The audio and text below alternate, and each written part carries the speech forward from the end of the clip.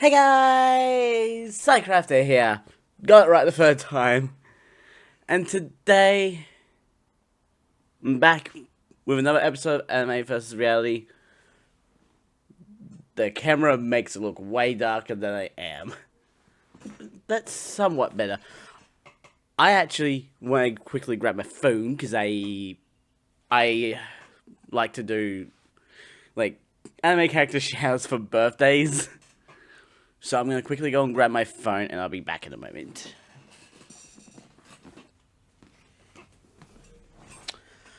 Anyway, the last week of when I'm recording this, we've had a lot of birthdays, mainly for twins. Kagami and Tsukasa Hirigi from Lucky Star had their birthday on July 7th. And Mion and Shion Sonosaki from Higurashi had their birthday on the 10th.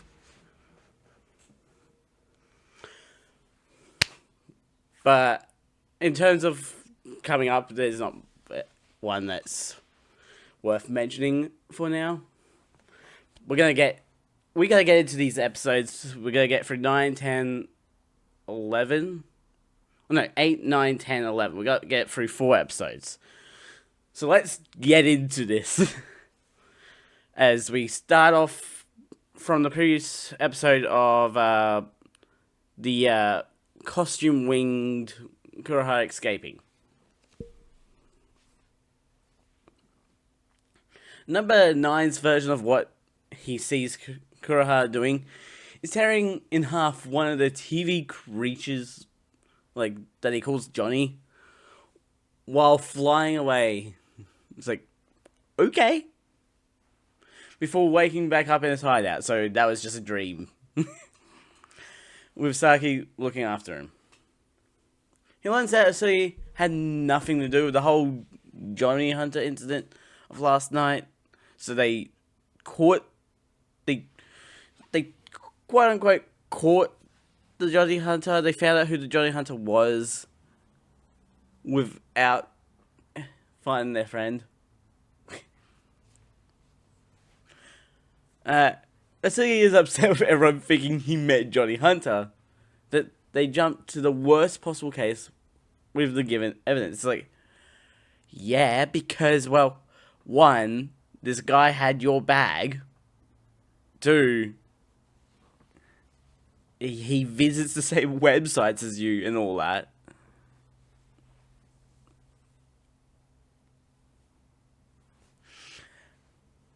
And 3, Mitron finds evidence that Johnny Hunter has vanished, leaving evidence of someone having been imprisoned in the hotel room. It's like, yeah, I forgot. They can just clean up their evidence. Asuki announces that if they're going to work with Akira, he'll no longer be working with them as a member of Eden. Kazuomi is more curious about how Akira found the hotel fast and got away without being seen. Planning to ask him directly how he did so. While leaving the building across the bridge, Asuki gets a chance to spy on Akira and Saki and uses Eden the East app to try to gain information on Akira, but there's nothing. He has nothing on him in Eden.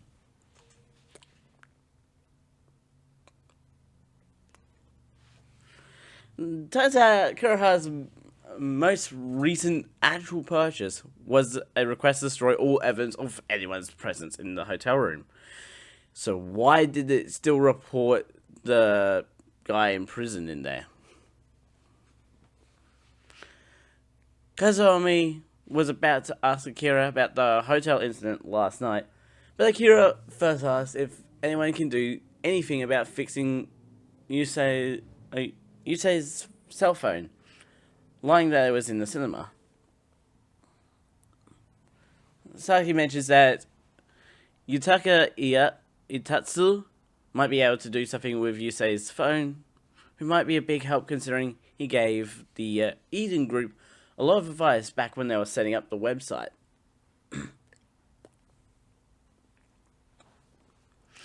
Apparently, according to legend, Yutaka has locked himself away in a 4.5 map room by the river Kamo.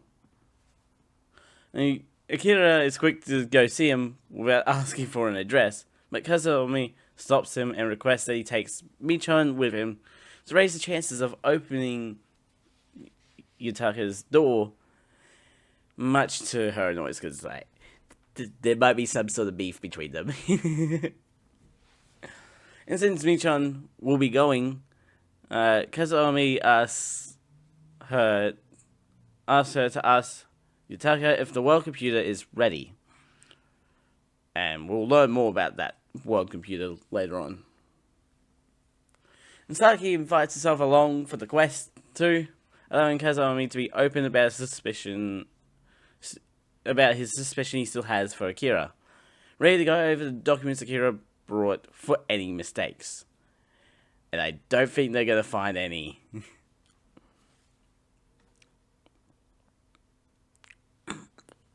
At the train station, Asugi messes with the Eden app when responses start appearing on Akira's picture in Eden of the many names he has. Which Asugi is just like, huh? Like, he gets even more confused. On a different station, Akira asks about Yutaka, and Michan states that he thinks he's the smartest in the world, and Kazumi knows him through random chance at a seminar. According to Yutaka's own words, he lost his last pair of pants. Yep. And declared he'll never step outside again. Michan adds that Yutaka boasted that he'll predict all the trends of the world, which he unexpectedly did thanks to the world computer. It's like, what is this, a world computer, and why is it able to predict everything? Purple Lady and Kazumi confirmed that there's nothing suspicious about Akira, that all the documents are fully legal.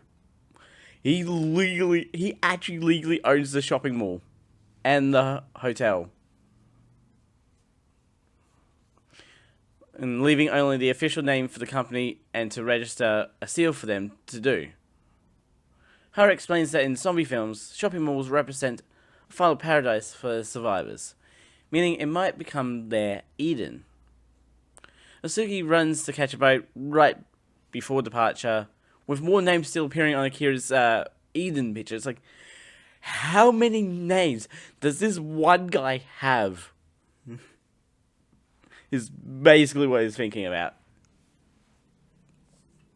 The three arrive at Yutaka's place, Akira keen to get the phone fixed, and Michan and Saki with the mission to check Akira's phone in order to find out his secrets. Little do they know it's fingerprint locked. Yutaka instead sends them off to buy the weekly pictorial and literary magazines at a convenience store, since he's busy investigating everything that's going on.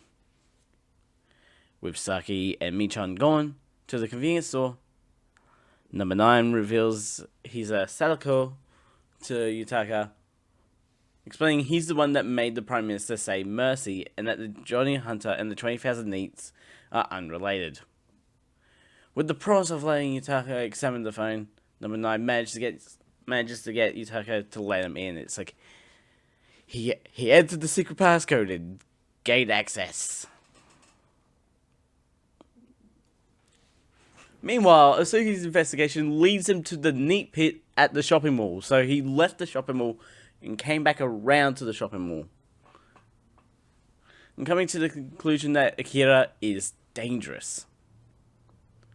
He calls Kazumi to inform him on what he has found about Akira, and to come to the shopping mall at Toyosu.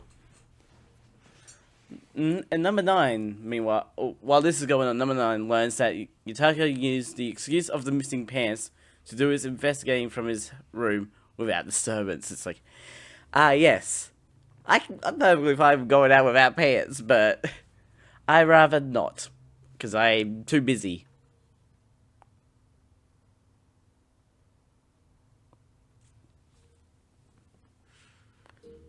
Moving into episode 9, we get Itasu's backstory, and it's literally his track pants flying away in the wind.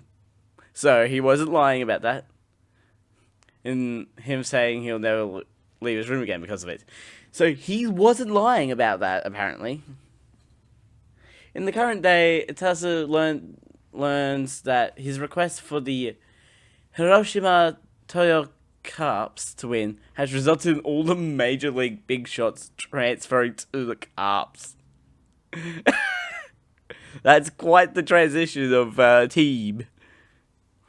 He's also annoyed that Number 9 knows about the world computer and super curious about the phone and the Salako taking Number 9 into a secret computer room.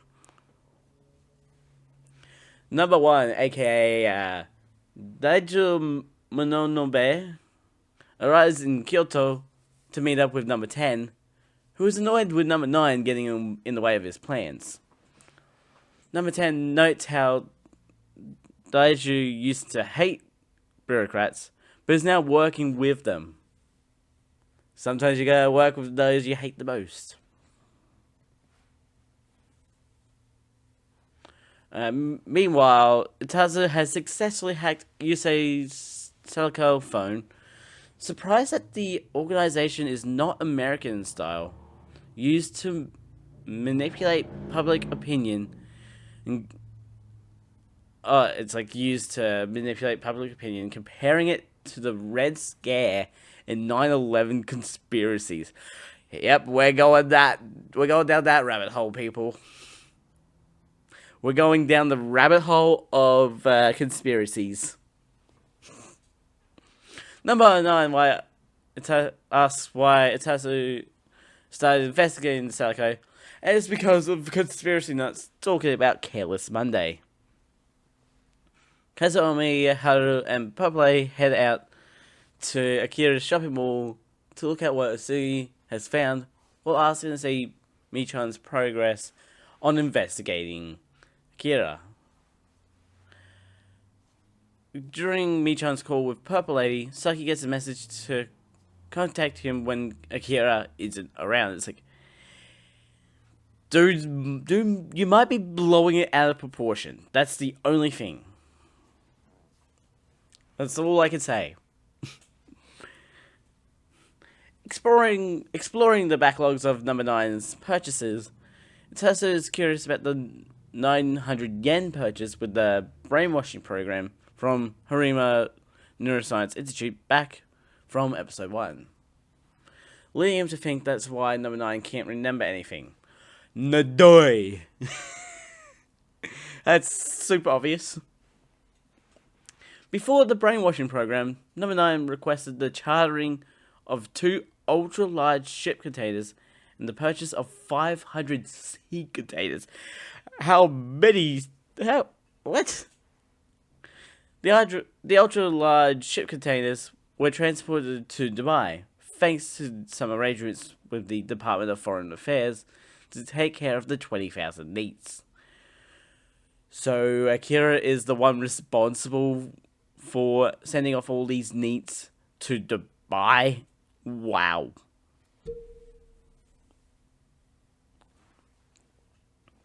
Apparently, Number 9 was doing something else in the days leading up to Careless Monday that seems to indicate that his actions prevented any casualties of said day. Number 9 asks if the other logs can be brought up, and Itasu lands on Number 10's request to bomb the major ordnance cities of Japan and 6 others, aka the very perpetrator of Careless Monday. Saki and Michan return with the magazines, and Number 9 asks Itasu to keep quiet about the Salako. At the same time, Daiju has arrived in the area of where Number 9 is, learning that he's with Itasu and figuring out he has Yusei's phone, finally rediscovering his past. Akira lies to Michan and Saki, saying the other phone had nothing on it, Tatsu adds on to the lie about the phone being a high-spec prototype. When they leave the room, Number 9 asks if Itasu could get the phone to receive logs again. An interesting request.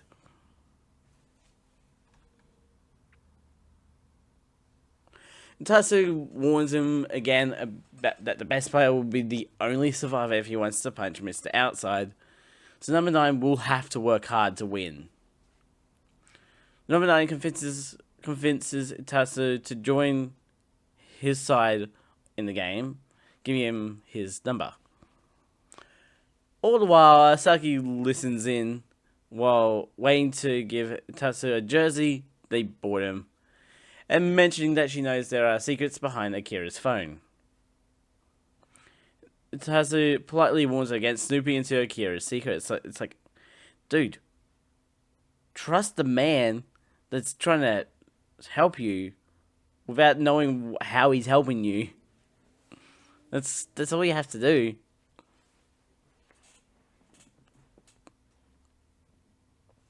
With Number 9 living in Tasu's place, Daijo and Number 10 decide to deal with Itasu to prevent him from accessing deeper into the logs. After gaining access to see these said logs, Itasu discovers that Number 10 had hacked into the Japan Maritime Self-Defense Force system to create a fake plane to fire a Tomahawk missile at Japan. What? Also, during the Mercy incident with the Prime Minister, the opposition member doing the questioning had found out the truth.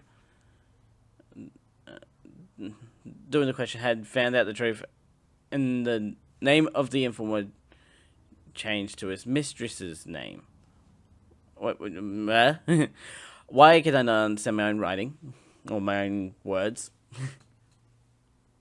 Itasu suddenly sees a new purchase from Number 10 appear in the logs, scrambling to find his phone to warn Number 9. However, his phone contract has been terminated, and Number 9 left Itasu his phone number, not his email address. Ooh. Meaning Itasu has to put on the tiny jersey the jersey pants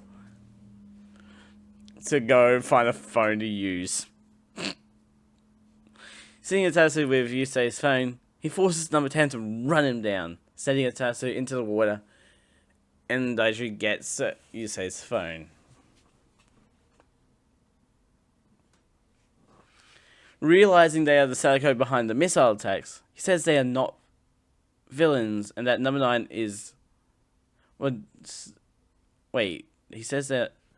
I think I meant he says they are villains and that Number 9 is the real hero. Leaving Itasu for dead, Daiju tells Number 10, real name, Yuki, to get viewers to scrap the car.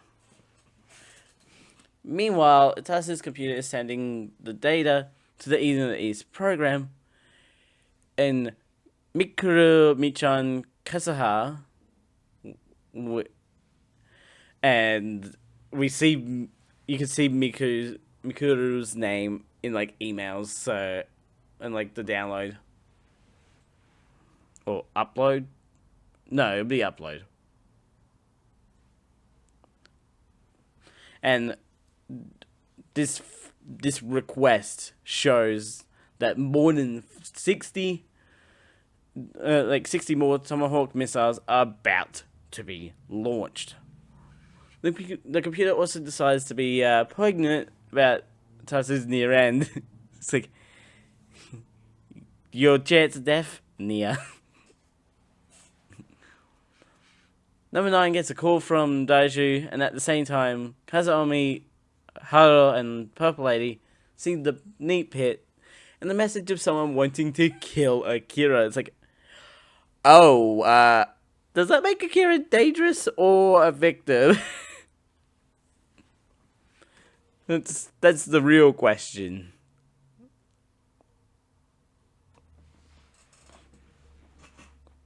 Thanks to Daiju's phone call, Number 9 stays behind, while Saki and Mikuru return to the rest of the Eden group. With Akira gone, Saki checks her messages from Asugi about Akira's fake identity and his connection to the 20,000 NEETs. On number 9's end, he's face to face with Daiju, still confused by Daiju's ramblings due to the continuous lack of memories. It's like talking to a wall. You're never going to get the information through. And Daiju is ready to win the game with a trip to Harima Academic City, invited number 9 along with the promise of the truth. And what is the truth? We'll find out. Saki calls Akira to reveal she knows something is going on associated with the phone and the woman in the hotel, thanks to Akira not hanging up the phone. Akira insists on his truth of not remembering who he is, and is even suspicious of himself being involved with Careless Monday. Akira offers to not hang up again, and if he is a criminal, they don't need to interact ever again. It's like, is this guy a criminal? Is he not? That's the real question.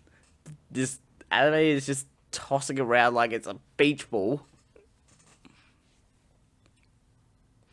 Meanwhile, in the Neat Pit, Asugi presents more evidence that Akira was involved in Careless Monday and the 20,000 NEETs disappearance, comparing him to the 1842 Pied Piper of Hamelin.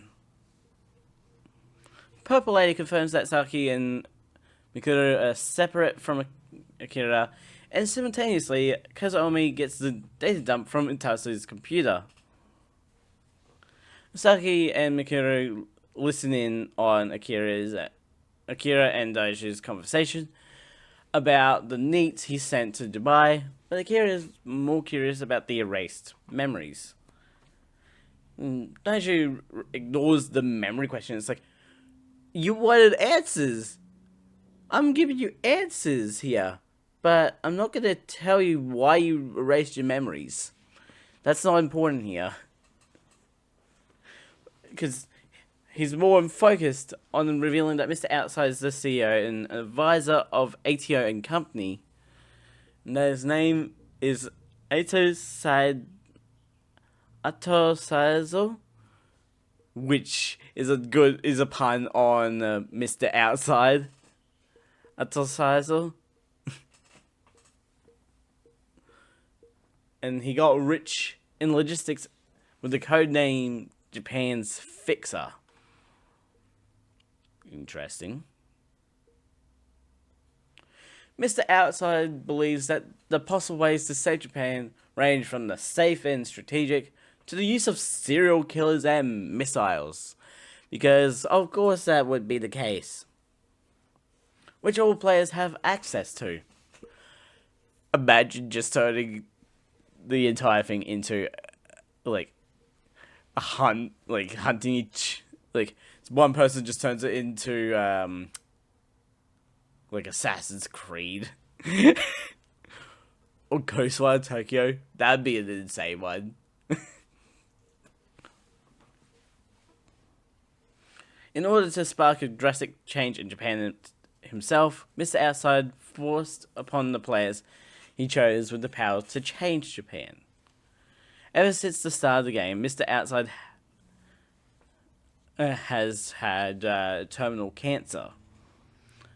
Number 9 finally asks how Daiju intends to win the game, and Daiju states he plans to become Mr. Outside's replacement, seeing the game as stupid, but impressed by the Noblesse phone system. The helicopter that they're in lands down at ATO Harima Neuroscience Institute, and Daiju explains that since learning of Mr. Outside's identity, he quit his job as a government official and made dealings with companies that work closely with ATO. Inside, Daiju introduces number 9 to Ro, revealing he's behind Careless Monday, before asking Juiz for a bottle of champagne. Meeting up with another Salico, Juntaro Suki asks, Juntaro Suki and Number 9 asks if Juiz is really just one girl for everyone, thinking it's a group of ladies. And we learn later he's partially right during the movies. It's weird. However, Daiju says that they are currently standing on Juiz, a supercomputer created by Ato. Daiju also reveals that tomorrow at 8 a.m. they'll be launching another missile attack against the country again in order to trigger a war. Apparently, Ro received his phone after the death of both his parents from overwork. And borrowing money in order to earn qualifications, Ro only got a 10 yen raise and got mocked by NEETs. Man, imagine getting mocked by the people that don't even work. That is... ugh. Those 11 missiles were Ro's revenge message about lacking responsibility, claiming it's the duty of the elite. All the while, Jintaro was just going along in order to get out of the game as soon as possible. It's just like, I don't want to play. Imagine being forced into the game and it's just like, I don't want to play your stupid game. Number 9 now wants to punch Ro, Daiju, and Jintaro, just like he did when he was saving citizens from impact sites during Careless Monday. Daiju says that Number 9 erased his memories because of the people he saved and the friends that helped, or betrayed, him. Back over at Teozu, Kazuomi's group learns about the Sadako and the planned 60 Tomahawk missile strike that's about to happen. Out of nowhere, just right from the water, the 20,000 NEETs show up on a shipping freighter to the shopping mall. And they're ready to hunt down Akira. On the train, Saki cries over essentially being the same as the friends that betrayed Akira. Juiz shows up with an empty champagne bottle because there's no winner yet, and to follow Mr. Outside's instructions, as Sadako 12 makes his first purchase of the game, revealing himself to be Mr. Outside, and that is not dead.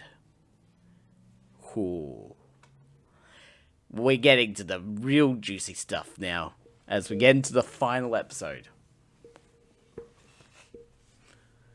Mikuru tells Kazuomi about what she and Saki heard from Akira's phone, and asks him to go through the data Tazu sent. Kazuomi offers his own warning on coming to the shopping mall, on the count of the missing NEETs appearing and raiding the entire mall.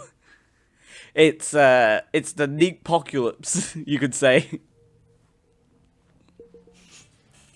Thanks to Kazuomi's carefulness in looking at the information from the real estate agent, the Eden Group have their own holdout in the mall's back rooms. Uh-oh, not the back rooms. You don't want to get trapped in the back rooms. But NEETs will be NEETs, searching for their phones before even considering clothes in the cold weather. A lot of shriveling going on. Saki and Mikuru decide to head to the shopping mall, saying it would be faster to go through it together. With the prospect of 60 Tomahawks launching in the morning, Kazuomi is worried that because they don't have a phone like Akira's to save them, but Saki thinks Akira is just doing what he thinks is right. She reveals that Akira used the 20,000 NEETs to help in the evacuations of citizens on Careless Monday, and set them on the boats to take suspicion off them, while also taking responsibility and erasing his memories. That's a lot. The public were curious as to how Akira and the NEETs knew the missile strikes were going to happen, but even they didn't know. It doesn't help that some NEETs decided to loot the buildings around the attack sites. It's like, opportunists are always going to be opportunists. It's like, hey, there's no one here, we can rob them. It's like, no, that's not what you're supposed to do. During the initial internet flaming following the attacks, Akira ran into a lady who was the original owner of his dog and vanished, leaving her dog behind. It's like, did she run off? Did she jump? We don't know. But I think she just ran off. One complication in saving the citizens is Akira's use of various aliases to gather the NEETs in Toyosu. He claimed to be responsible for the missiles, so their anger is focused on him before sending them to Dubai for 3 months to hide them from Few. This time round, it's up to the Eden Group to stop the missile strikes using the data from Tasu and to know the strike locations and release them to the internet. There's only one problem. Kazumi's laptop, and therefore Tasu's data, was left in the bar by Haru by accident. It's like, what are we gonna do about that? Haru is quick to come up with a plan, and it's essentially to do the neat equivalent of blending in with the zombies by going full commando.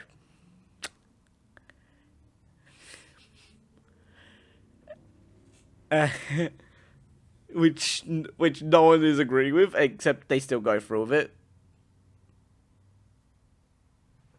Saki and Mikuru realize the magnitude of naked NEETs and manage to sprint right through them thanks to their fear of women. It's like, wow. You got Venus Trophobia, the fear of beautiful women.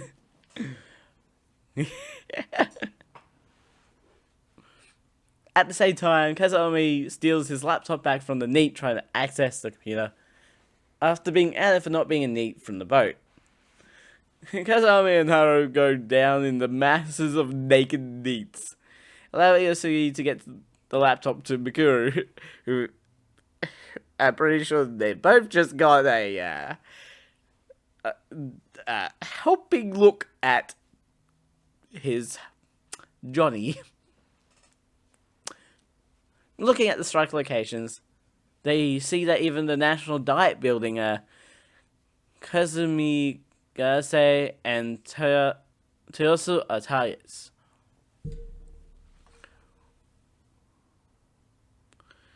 Before anything can be done with the data, the entire shopping mall loses power, and everyone receives phone calls from Akira announcing he's launching a new missile attack to eliminate everyone because they know the truth about Careless Monday.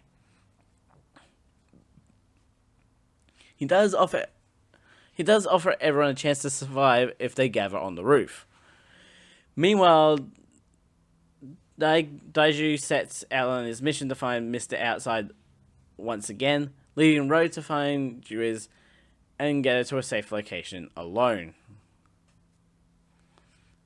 To find Mr. Turns out that the 11th missile from Ro was per Daiju's instructions on how it's better to eliminate the NEETs. Also, Jintaro adds that the strategic system for the Patriot missile system was rewritten 2 days ago. Ooh, what does that mean? The Eden Group, apart from Haru and Kazumi, try escaping the shopping mall using the lift, with Akira showing up from the other doors to save them from the NEETs. Saki asks if he came to save everyone by taking the blame again like last time, holding her hand out to him, which Akira takes and runs with her to his plan. Akira went to Tasu's place after the conversation with Daiju, learning that the logs were sent to Kazumi, leading him back to the shopping mall. His plan is to use the Eden of the East website and the NEETs to create the best way to bring down the missiles. Using Juiz to make the missiles come down after using other missiles, the other Salico see the mid-air explosions, making Daiju happy and Ro annoyed. With one last missile launched at the shopping mall, Akira pulls his Sundance Kid reference out to take it out, but not without damage to the mall and potential injury to himself and Saki. It's like, dude literally just did a Sundance Kid reference. Number 9 has decided that he can't save Japan as a terrorist, instead using the remaining money he has to make him a king of Japan, thanks to Saki's belief in him. And as one last action before slipping his phone into Saki's pocket, number 9 erases his memory once again. And that's where the anime ends. But next week we've still got the movies. There's 2 of them, so I'm gonna obviously do 2 episodes across the movies. But we're done with the anime. Anyways, that actually went quicker than I thought. For YouTube, links will be in the description to both the channels and Twitch for you guys to go check out. Don't forget to subscribe and notification bell so you know when next video comes out. A ding, a ding. I'm Sidecrafter out.